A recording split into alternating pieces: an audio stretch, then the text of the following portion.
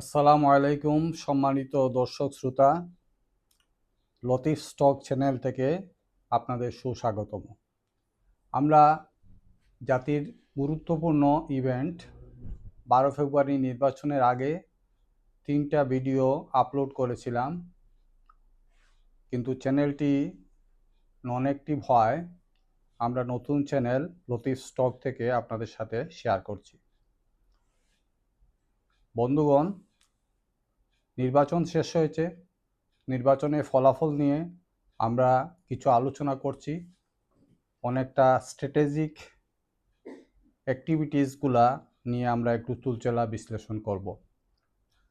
নির্বাচনের রেজাল্ট আসছে, রেজাল্টে দেখা যাচ্ছে বিএনপি তাদের এক্সপেক্টেড লেভেল থেকে আরও অনেক বেশি রেজাল্ট করেছে। অন্যদিকে জামাত জোট তাদের গ্রোথ যথেষ্ট হয়েছে, কিন্তু এক্সপেক্টেড রেজাল্ট অ্যাচিভ করতে পারে নাই। যদিও এইবার ছিল একটা গোল্ডেন চান্স আমাদের লিডারশিপ গ্রোথ হওয়ার। আমাদের লিডারশিপ যে একটা পীর মুরিদি চেতনার মধ্যে বন্দী হয়ে গেছে, এখান থেকে লিডারশিপ ডেভেলপমেন্টের জন্য একটা গোল্ডেন চান্স ছিল, কিন্তু আলটিমেটলি সেটা আপাতত হচ্ছে বলে মনে হচ্ছে না। তারপরও আমরা এক্সিস্টিং লিডারের মধ্যেও অনেক স্ট্র্যাটেজিক ব্যাপার দেখতে পাচ্ছি, যেটা হয়তো জাতির ভবিষ্যৎ কাজে লাগবে। এবং সিমিলারলি আমরা অপোজিশনের মধ্যেও আশা করব এক্সপেক্টেড রেজাল্টগুলো আসবে, কোয়ালিটি ডেভেলপ হবে। আমরা যে জিনিসটা আলোচনা করতে চাই সেটা হচ্ছে, এটা অতীত নিয়ে রোমন্থন না, এটা আসলে ভবিষ্যতের জন্য একটা অপিনিয়ন দেওয়া যে এইভাবে হলে হতে পারে। দর্শক শ্রোতা, এর আগে 2টা বিষয় একটু ক্লিয়ার করি। একটা হচ্ছে নির্বাচনে কারচুপি এবং ইঞ্জিনিয়ারিং, এই 2টা শব্দ আমরা প্রায় দেখি, শুনি। এগুলো অনেকটা আমার কাছে সান্ত্বনাবাণী মনে হয়, কারণ নির্বাচনে কারচুপি যে এইবার মিনিমাম পর্যায়ে হয়েছে এবং নির্বাচনের ফলাফলকে প্রভাবিত করার মতো কারচুপি হয় নাই, এইটা সর্বজন স্বীকৃত। পাশাপাশি নির্বাচনে ইঞ্জিনিয়ারিং যে শব্দটা বলা হয়, আমি নির্বাচনে অনেক দায়িত্ব পালন করেছি, আমি ভালো করে জানি এই বর্তমান এই যুগে নির্বাচনে ইঞ্জিনিয়ারিং সম্ভব না। কারণ হচ্ছে, আমি জানি না দলীয় অ্যারেঞ্জমেন্টটা কি। প্রত্যেকটা দলের প্রত্যেক সেন্টারে এজেন্ট থাকে, প্রত্যেক বুথে বুথে এজেন্ট থাকে। যদি দলগুলা নিজেদের অ্যারেঞ্জমেন্টে এই রেজাল্টগুলাকে ক্যালকুলেশন করে দেখে, তাহলে ইঞ্জিনিয়ারিংয়ে কোনো সুযোগ থাকবে না। হ্যাঁ, এখানে প্রিজাইডিং অফিসারের ওভার রাইটিং বা অন্য কোনো কিছু করার কোনো সুযোগ থাকবে বলে আমার মনে হয় না। করলেও কেউ চেষ্টা করলেও সহজেই তাকে আইডেন্টিফাই করা যাবে। যেমন আমরা দেখেছি একজন প্রার্থী মামুনুল হক মনে হয়, উনি স্পেসিফিক কিছু কমপ্লেইন করেছে, সেই কমপ্লেইনটা অবশ্যই কার্যকর হবে বলে আমি মনে করি। এই একইভাবে যদি অ্যারেঞ্জমেন্ট থাকে তাহলে সহজে এটাকে আইডেন্টিফাই করা যাবে, স্পেসিফিক কমপ্লেইন করা যাবে। বন্ধুগণ, এটা আসলে আমাদের ভবিষ্যতের জন্য আমার একটা গাইডলাইন বা আমার একটা অ্যানালাইসিস, আপনারা একমত হলেও হতে পারেন বা নিজের কাজে লাগাতে পারেন। যেটা আমি বলছি সেটা হচ্ছে, নির্বাচনটা আমাদের দেশে কাদের জন্য? এই দেশের ম্যাক্সিমাম মানুষ হচ্ছে নিম্নবিত্ত এবং মধ্যবিত্ত, এবং তাদের চিন্তাধারা একদম সবারই, নিম্নবিত্ত থেকে উচ্চবিত্ত পর্যন্ত সবারই চিন্তাধারা আমি কি পেলাম, এর মধ্যে সীমিত। এবং আমি এর আগেও অনেকগুলা জায়গায় বলেছি, আমাদের আগের এপিসোডগুলোতে বলেছি, এই দেশে মানুষ অ্যাকচুয়ালি ব্রডার 2টা ভাগে বিভক্ত। একটা ভাগ হচ্ছে হাত পাতে পেতে চায়, আরেকটা ভাগ হচ্ছে লুট করতে চায়। এই লুট করার দলের মধ্যে চিন্তা করে দেখেন, আমরা ঘুরে ফিরে সবাই আছি।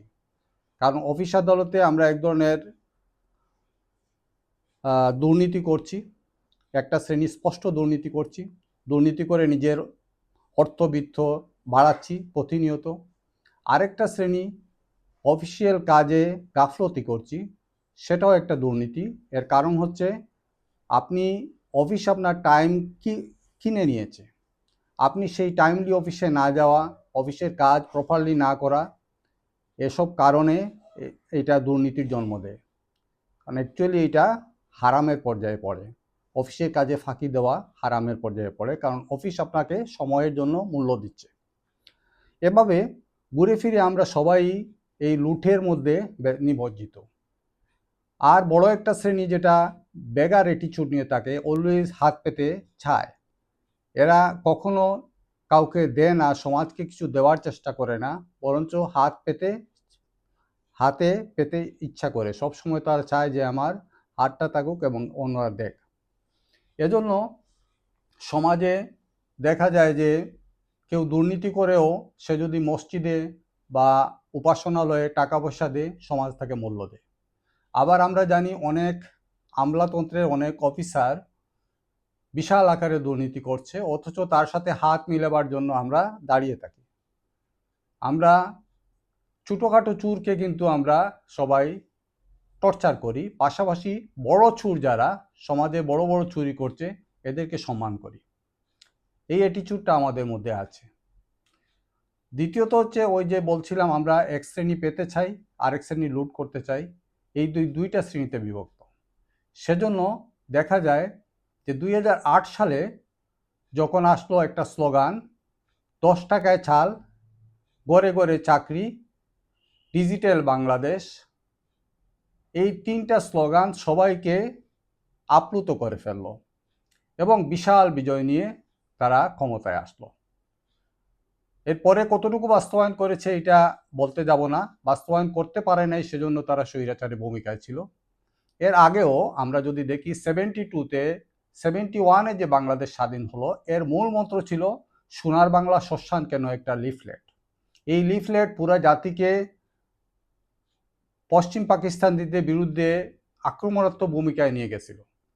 এখানে অনেকগুলা প্রতিশ্রুতি ছিল, চালের চিনির দাম 6 আনার জায়গায় 3 আনা করা হবে, লবণের দাম 3 আনার জায়গায় 1 আনা করা হবে, এইসব অনেকগুলা প্রতিশ্রুতি ছিল পরোক্ষ এবং প্রত্যক্ষভাবে।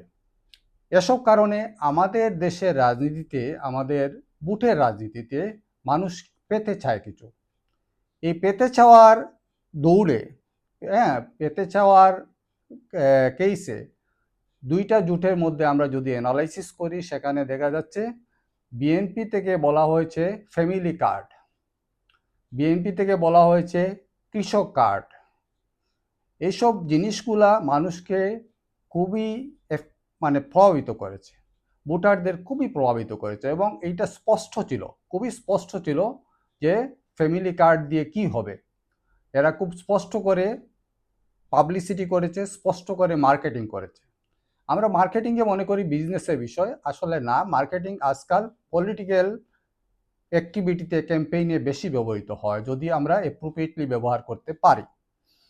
তো তারা যখন এই স্লোগান নিয়ে এগিয়ে এসছে, তখন এটা অনেক মানুষকে এফেক্ট করেছে। আমরা দেখেছি যে রাত্রে 2টা-3টার মধ্যেও জনসভায় প্রচুর মানুষ, এদেরকে আনা হতে পারে বিরিয়ানির লোভ দেখিয়ে, এই দেখিয়ে সেই দেখিয়ে আনা হতে পারে, এইটাও হতে পারে। আবার স্বতঃস্ফূর্ততা ছাড়া কিন্তু মানুষ আসলেও টিকে না, চলে যায়, পকেটে টাকা পেলে চলে যায় আস্তে আস্তে। তো আলটিমেটলি যখন মানুষ পাওয়ার একটা সম্ভাবনা দেখেছে, সে আপনি কিভাবে দেন সেটা বিষয় না, বিষয় হচ্ছে তাকে মেরে তার দেশের স্বার্থ নষ্ট করে দিচ্ছেন কিনা, সেটা তার বিষয় না। তার বিষয় হচ্ছে আমি পাচ্ছি কিনা। সেজন্য আপনার আমার সমাজে দেখবেন, আপনি একটু চুপ করলে দেখবেন, অনেক লোককে আমরা জানি ভেরি ক্রিমিনাল অ্যাক্টিভিটির মধ্যে লিপ্ত, অনেকগুলা অসৎ উপায়ে অর্থ উপার্জন করছে। কিন্তু এরা যখন কন্ট্রিবিউটিং হয়, মানুষকে হেল্প করে, ভোটের জন্য হোক বা অন্য কারণে হোক বা পলিটিক্যাল কারণে হোক, তখন তাদের প্রচুর পপুলারিটি থাকে। মানুষ কেউ যারা পায় তারা কেউ আপত্তি করে না তার সোর্স অফ ইনকাম নিয়ে। এসব কারণে এই ফ্যামিলি কার্ড, কৃষক কার্ড, তারপর এইসব জিনিসগুলো খুবই পপুলার হয়েছে, এবং এরা অনেক বেশি স্পষ্টভাবে, আমরা যেটা মার্কেটিংয়ের ভাষায় বলে থাকি keep it simple and straight, এই পলিসি ফলো করে তারা সুন্দরভাবে প্রচারণা চালিয়েছে। বক্তব্য খুবই স্পষ্ট ছিল যে প্রত্যেকটা ফ্যামিলি আপনি চিন্তা করে দেখেন, আপনি যদি এখানে বলা হতো শুধুমাত্র গরিবরা পাবে, তাহলে মানুষ ভয় পেত আমি গরিবের মধ্যে পড়ি কিনা। যখন বলা হয়েছে প্রত্যেকটা ফ্যামিলি কার্ড পাবে, তখন সবার মধ্যে ইয়েটা প্রভাব বিস্তার করেছে, স্লোগানটা প্রভাব বিস্তার করেছে। দ্বিতীয়ত, যে বিষয়টা নিয়ে প্রতিপক্ষ 11 দলীয় জোট কথা বলেছে সেটা হচ্ছে চাঁদাবাজি। চাঁদাবাজির বিষয়টা অ্যাকচুয়ালি সমাজের কত ভাগ মানুষকে প্রভাবিত করে। আমরা একটা টকশো থেকে আমি শুনেছি যে 70 থেকে 80 লাখ পয়েন্টে চাঁদাবাজি হয় এবং এর মধ্যে 1 কোটি লোকের মতো জড়িত। কিন্তু বিষয়টা বন্ধুরা চিন্তা করে দেখেন, যে চাঁদা দেয় সে হয়তো স্ট্রিট ভেন্ডার, অবৈধভাবে সে ব্যবসা করছে, তার একটা শেল্টার দরকার। সে মনে করে এই লোকটাকে চাঁদা দিলে আমি নিরাপদে থাকবো, সেজন্য চাঁদা দেওয়ার ক্ষেত্রে আমরা দেখেছি 5 আগস্টের আগে এক পক্ষকে চাঁদা দিত, পরে আবার অন্য পক্ষকে খুঁজেও নিয়ে চাঁদা দিছে যাতে শেল্টারটা তাদের শেল্টারটা নষ্ট না হয়। স্ট্রিট ভেন্ডিং আমাদের দেশে অপরাধ, সেজন্য এই অপরাধের মূলক কাজ যারা করে তারা একটা শেল্টার খুঁজে, কাউকে টাকা পয়সা দিয়ে যদি থাকা যায় তাহলে ক্ষতি কি। এজন্য চাঁদাবাজির স্লোগানটা আসলে খুব একটা কাজে লাগে নাই। বন্ধুরা আমরা জানি যে আমাদের দেশে রাস্তাঘাটে যেসব গাড়ি চলে ম্যাক্সিমাম গাড়ির কাগজপত্র নেই, কিন্তু এরা একটা টোকেন ইউজ করে, সেই টোকেনটা পুলিশের দেওয়া। একটা পুলিশ থেকে যখন টোকেন দেওয়া হয় যে মাসিক একটা টাকার বিনিময়ে, সেই টোকেন নিয়ে সে সারা দেশ ভ্রমণ করে, অন্য পুলিশ আটকায় না তাকে। ঠিক তদ্রূপ এটাও চাঁদাবাজি। ঠিক তদ্রূপ চাঁদাবাজি যে অ্যাঙ্গেলে চলে আমাদের দেশে, এটাকে মানুষ যে চাঁদা দেয় সেও খুব বেশি আপত্তি করে না, কারণ হচ্ছে তার জন্য একটা শেল্টার, আর যে চাঁদা নেয় সে তো লাভবান হয়। সেজন্য চাঁদাবাজিটাকে হালাল করার কথা আমি বলছি না, বলছি যে আমি যেসব দেশে ভিজিট করেছি, আমি খুব বেশি দেশে যাই নাই, কিন্তু যেসব দেশে গিয়েছি সব দেশে দেখেছি যে স্ট্রিট ভেন্ডিং আছে। যদি স্ট্রিট ভেন্ডিংটাকে আমরা বৈধ করতে পারি, তাহলে আর এই সুযোগটা থাকে না।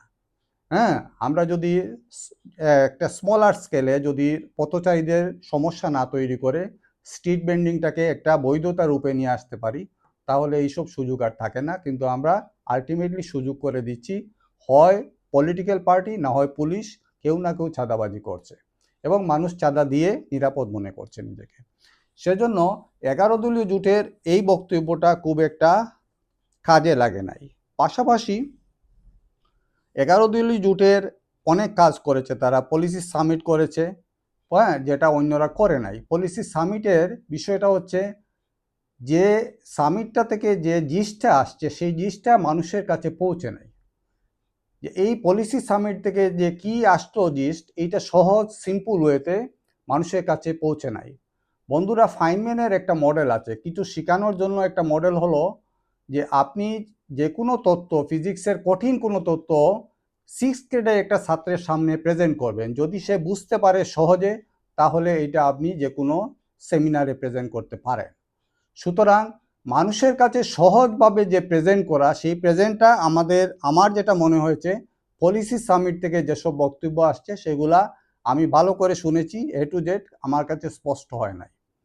সেজন্য প্র্যাকটিক্যাল অ্যান্ড প্র্যাগমেটিক জিনিসগুলো আসা দরকার, না হলে এইটা আসলে খুব কাজে লাগে না। তারপরে আনএমপ্লয়মেন্ট লোনের কথা বলা হয়েছে, যে আনএমপ্লয়মেন্ট থাকলে তাকে লোন দেওয়া হবে। এই লোনের ব্যাপারেও আমি মানুষের প্রতিক্রিয়া অবজার্ভ করেছি। মানুষ বলেছে, দাদা এই যে লোন যে নেব, এই টাকাটা দিব কোত্থেকে পরে।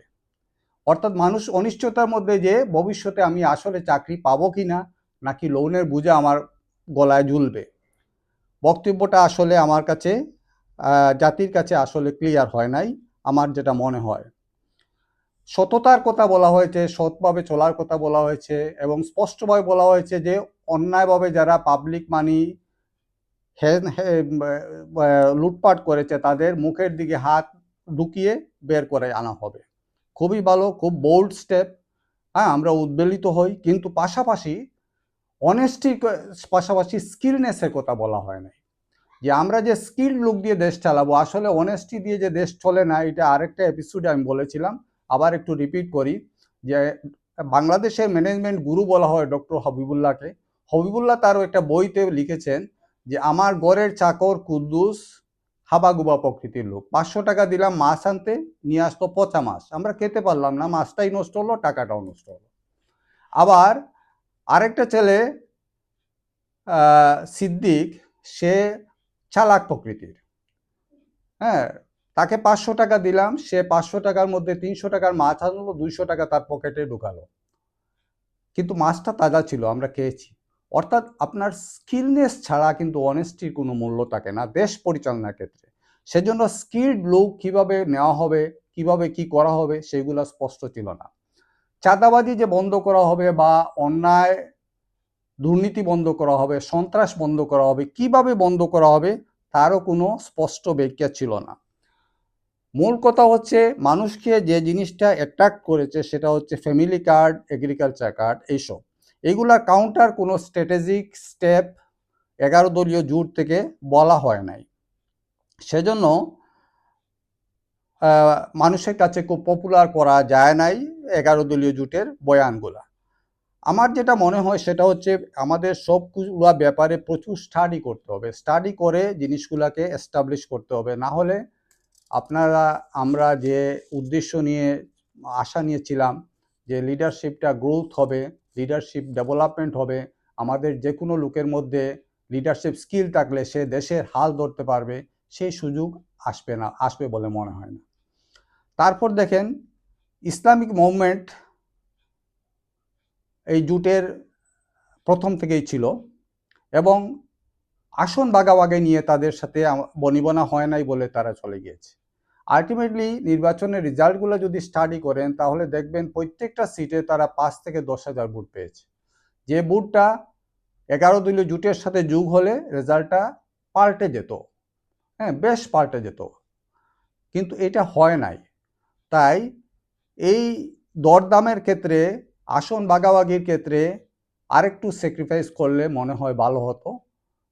এটা ক্যালকুলেশন করে আগানো দরকার ছিল বলে আমার যেটা মনে হয়।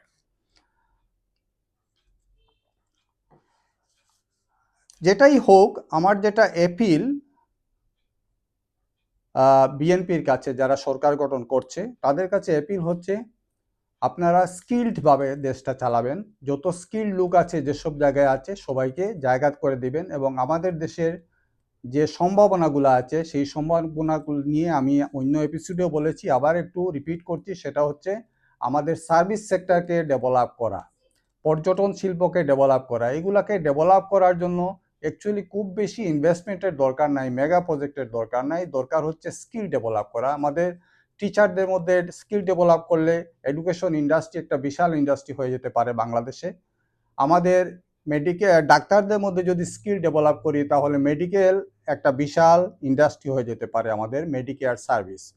সেজন্য এইসব ব্যাপারে চিন্তা করে যারা ক্ষমতায় আসছেন তারা আগাবেন এই আশা করি।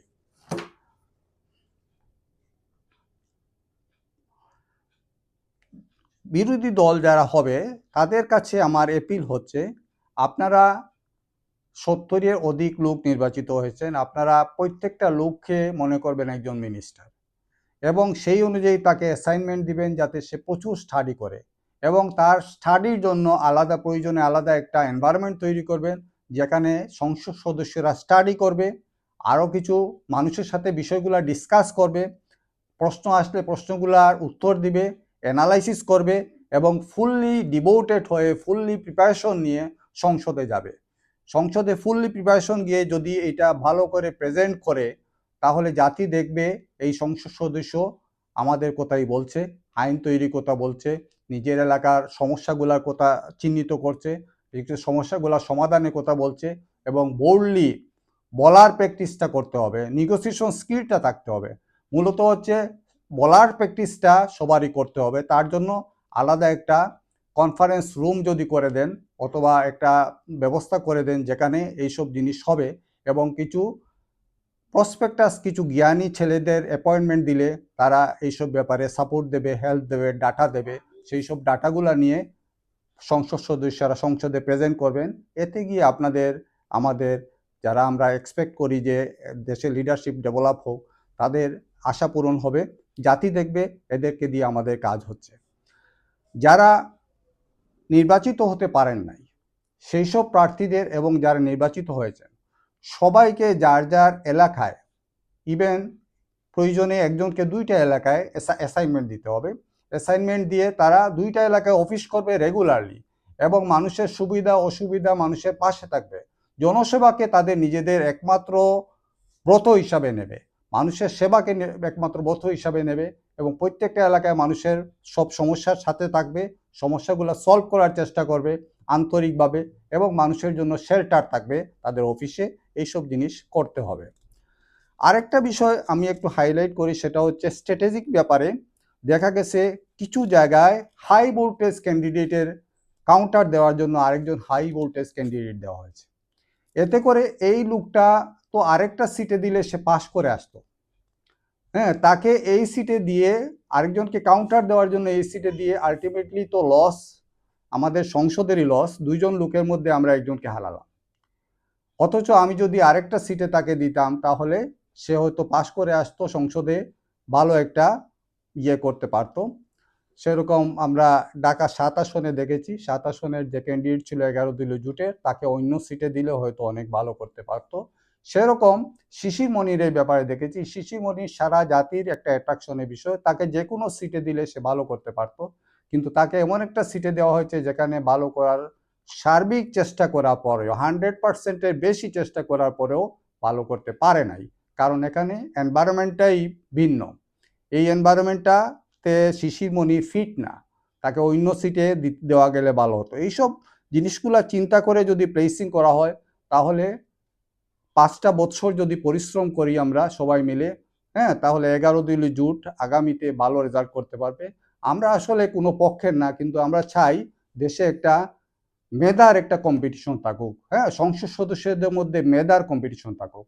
আমাদের সংসদ সদস্যদের মধ্যে যে জিনিসটার কম্পিটিশন সেটা হচ্ছে দাপট, সন্ত্রাস, জুড়ে জুড়ে কথা বলা, চিৎকার দেওয়া, হ্যাঁ, এইসব বিষয় যেগুলা আমরা পছন্দ করি না। এইটা একটা জাতির জন্য, আমাদের এই জাতিটাকে নিয়ে এগিয়ে যেতে হবে। এই এগিয়ে যেতে হলে আমাদের দরকার হচ্ছে মেধার কম্পিটিশন, সবাইকে এই বিষয়ে সতর্ক থাকতে হবে। আমার নিজস্ব বিশ্লেষণে আমি নির্বাচনী স্ট্র্যাটেজিগুলো নিয়ে কথা বললাম।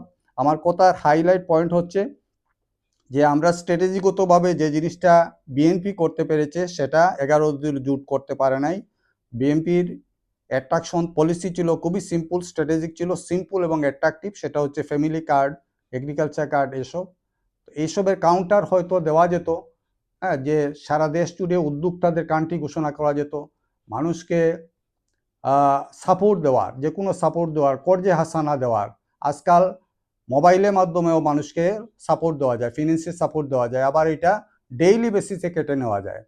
ডেইলি বেসিসে যারা কেটে নেয় আমার ব্যক্তিগত অভিজ্ঞতায় দেখেছি তাদের টাকা কখনো দেউলিয়া হয় না, তার টাকা কখনো হয় না, ব্যাড ডেট হয় না। সেজন্য গ্রামীণ ব্যাংকের যে মডেল সেটাকে মডার্নাইজ করে যদি আমরা কর্জে হাসানা মডেলে নিয়ে আসতে পারতাম এবং এই বিষয়ে ঘোষণা দিতাম তাহলে সারা দেশে একটা এন্টারপ্রিনারশিপ এনভায়রনমেন্ট তৈরি হতো, কম্পিটিশন তৈরি হতো এবং মানুষ ডেভেলপ হতো। পাশাপাশি আমরা যদি জিরো আনএমপ্লয়মেন্টের প্রস্তাব দিতে পারতাম যে আমরা 2 মাস 3 মাসের মধ্যে জিরো আনএমপ্লয়মেন্টে নিয়ে যাব, তাহলেও এইটা মানুষকে টাচ করতো। আমরা আসলে চাই না যে মানুষ ভিক্ষা করে খাক, ভিক্ষুক মনোবৃত্তি মানুষের তৈরি হোক, মানুষ অলস হয়ে যাক। অলস হয়ে গেলে মানুষ আর নিজেকে দিয়ে কাজ করাতে পারবে না। সেজন্য এই কার্ড এগুলার বদলে আমরা যদি এগুলা বলতে পারতাম, আমরা যদি বলতে পারতাম যেসব লোকগুলা বিদেশে যেতে চায়, যেসব লোকরা শিক্ষা এবং চাকরির জন্য বিদেশ যেতে চায় তাদেরকে আমরা যাবতীয় সাপোর্ট দেব, হ্যাঁ, সরকার থেকে এই সাপোর্ট দেওয়া যায়, খুব সহজেই দেওয়া যায় এবং এই টাকাটা অটোমেটিক্যালি অনেক গুণ হয়ে ফিরে আসবে, ফরেন কারেন্সি হয়ে অনেক গুণ হয়ে ফিরে আসবে। এই বিষয়ে যদি আমরা চিন্তা করতে পারতাম, এগুলা যদি আমরা মানুষকে জানাতে পারতাম তাহলে আমরা হয়তো অনেক বেশি লাভবান হতে পারতাম এবং 11 জোট অনেক আগাতে পারতো এবং একটা জাতির মধ্যে একটা কম্পিটিশন তৈরি হতো। এই কম্পিটিশনে বিএনপিও তাদের যেসব সংসদ সদস্য আছে অনেকেই ভেরি স্কিল্ড, তার এলাকায় ভেরি পপুলার, সেই সব সংসদ সদস্য আরও ইফেক্টিভ হতো এবং এই দেশটা আলটিমেটলি একটা ডেভেলপ কান্ট্রিতে পরিণত হতো অল্প সময়ের মধ্যে। তো আমার এই অ্যানালাইসিসটা আপনাদের কেমন লাগলো আমাকে জানাবেন এবং কমেন্ট করবেন। আমাদের চ্যানেলটা সাবস্ক্রাইব করবেন। আমি চেষ্টা করব আপনাদের সাথে মাঝে মাঝে এইসব বিষয় শেয়ার করতে, নিয়মিতভাবে চেষ্টা করব শেয়ার করতে। তো সবাইকে ধন্যবাদ। আসসালামু আলাইকুম রহমতুল্লাহ।